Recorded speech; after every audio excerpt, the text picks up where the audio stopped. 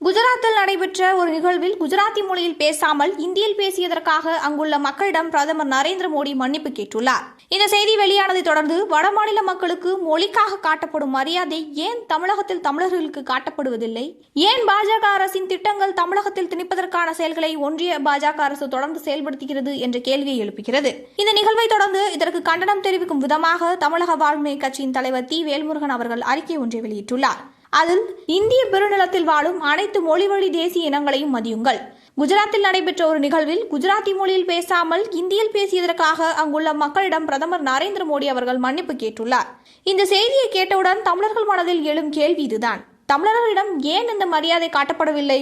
தமிழ் தமிழர்களின் உயிர் மொழி, தமிழரின் பெருமையும் அடையாளமும் ஆகும். ஆனால் கல்வி, வேலைவாய்ப்பு, போட்டித் தேர்வு, நிர்வாகம் என்று எங்கு பார்த்தாலும் ஒன்றிய அரசால் இந்தி திணிக்கப்படும் சூழல் திட்டமிட்டு உருவாக்கப்படுகிறது.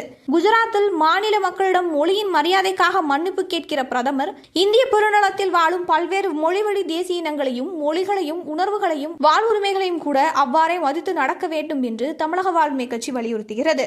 அத்தோடு இந்திய பெருநிலத்தில் வாழும் அனைத்து மொழிவழி தேசிய இனங்களையும் மதிக்கும் விதமாக ஒன்றிய அரசின் பட்டியலுக்கு மாற்றப்பட்ட கல்வியை உடனடியாக மாநில அரசு பட்டியலுக்கு மாற்றிடவும், ஒன்றிய அரசின் அனைத்து துறைகளிலும் அந்தந்த மாநில மக்களுக்கு 90% வேலைவாய்ப்பை உறுதி செய்தும் அறிவிப்பாணை வெளியிட தமிழக வாழ்வுரிமை கட்சி கேட்டுக்கொள்கிறது என்று தெரிவித்துள்ளார்.